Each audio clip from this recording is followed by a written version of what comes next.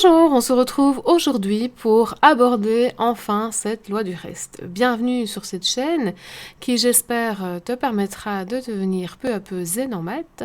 En tout cas, l'accent est mis ici pour te révéler des tas d'astuces, pour t'aider à éclairer au maximum ta compréhension, d'ailleurs te permettre un apprentissage plus en profondeur et t'éveiller à ce qu'il faut mettre en place justement pour mieux apprendre ton cours de mathématiques.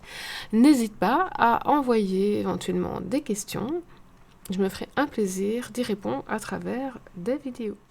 Voilà, j'espère que tu vas bien et que tu gardes le moral malgré les événements et les situations Covid et les difficultés dans diverses écoles. Et j'espère que tu peux trouver ici sur cette chaîne diverses vidéos qui peuvent t'aider à comprendre ton cours de mathématiques ou à lever certaines difficultés que tu aurais dans ce cours. Alors, si tu es nouveau ou nouvelle sur cette chaîne, je t'invite à t'abonner et à cliquer sur la petite cloche afin d'être au courant de toutes les sorties de vidéos.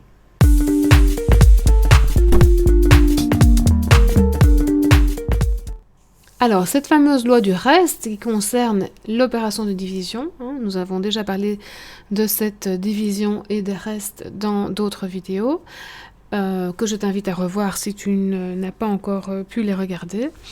En fait, cette loi du reste concerne le reste de la division et elle va nous dire comment le trouver sans effectuer la division.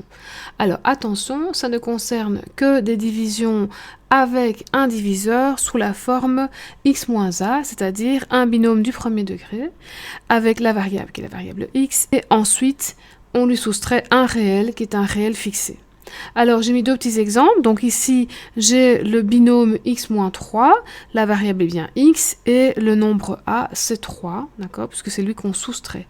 Alors là c'est un cas un petit peu spécial, il est mis x plus 9, donc ça n'a pas l'air d'être sous la forme x moins a, mais vous savez que additionner un nombre ou soustraire son opposé, c'est équivalent.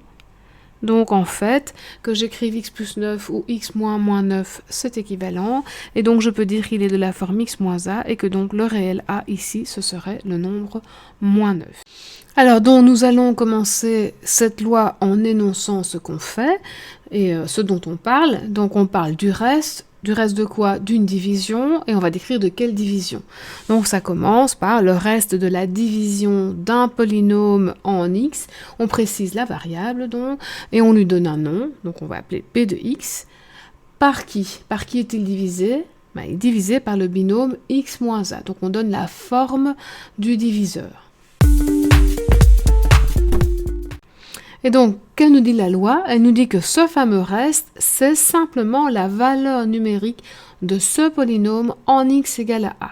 Alors, nous allons tout de suite le faire sur des exemples pour bien comprendre.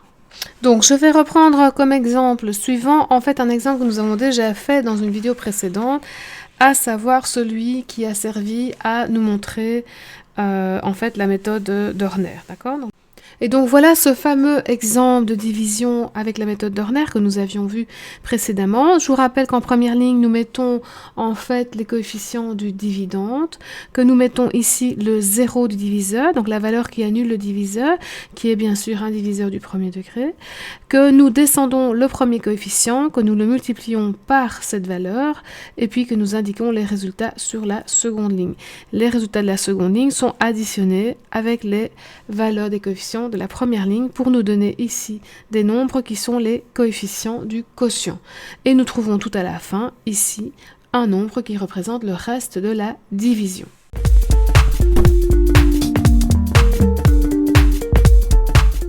Et donc, dans ce fameux exemple, mon diviseur est x moins 1, il est bien de la forme x moins a. La valeur a sera le nombre qui est après le signe moins, à savoir ici 1. Et on me dit dans la loi du reste de calculer la valeur numérique du polynôme en x égale à a. Le polynôme considéré, c'est le dividende, le voici. Et donc je vais faire ce qu'on me dit de faire, à savoir d de 1. Je vais donc calculer d de 1, 2 fois 1 au cube faisant 1, plus 8 fois 1, plus 9. Et donc je vais me retrouver avec 2 plus 8 plus 9, à savoir la valeur 19. Et donc j'ai bien trouvé le reste de la division.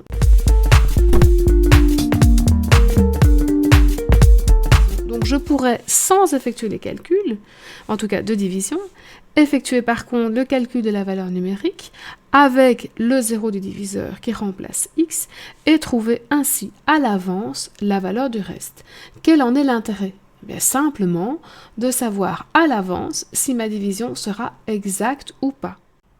Donc, comme nous venons de le dire, quand le reste vaut 0, cela nous indique que nous avons à faire une division exacte. Et quand le reste n'est pas 0, donc un autre nombre que 0, nous savons à ce moment-là que notre division ne sera pas exacte. Ok, au-delà de cette information, pourquoi voudrions-nous savoir si la division est exacte ou pas? Eh bien, tout simplement parce que ça va nous donner une information utile. Si on reprend notre relation que nous avons vue, à savoir que le dividende est égal au produit du diviseur par le quotient plus un certain reste, dans le cas où le reste vaut 0, d'accord, dans ce cas-là, alors on peut dire que le dividende est simplement le produit du diviseur par le quotient. Autrement dit, le dividende étant un produit, nous l'avons factorisé. Donc, avoir cette information que le reste est nul nous donne en fait une technique supplémentaire de factorisation des polynômes. Voilà, nous arrivons à la fin de la vidéo. J'espère que cette explication t'aura permis de bien comprendre cette loi du reste, en tout cas d'en comprendre tous les mots et comment l'appliquer et ainsi que son utilité. Voilà, je te souhaite beaucoup de courage pour le nouveau confinement qui débute, en espérant qu'il ne soit pas trop long. En tout cas, cette chaîne est ici pour toi, pour t'aider, et donc franchement, n'hésite pas à poser des questions dans les commentaires ou au mail associé de la chaîne. J'y répondrai avec grand plaisir. Je t'invite à t'abonner à la chaîne et à cliquer sur la petite cloche pour être au courant des futures sorties de vidéos. Il ne faut pas se décourager, donc si ta situation est complexe en mathématiques, tout est récupérable avec du travail et du courage. Et si par contre tout va bien pour toi en maths et que tu apprécies les maths, tu es également le bienvenu ou la bienvenue sur cette chaîne. N'hésite pas aussi à faire des demandes de sujets qui pourraient t'intéresser. Voilà, à bientôt!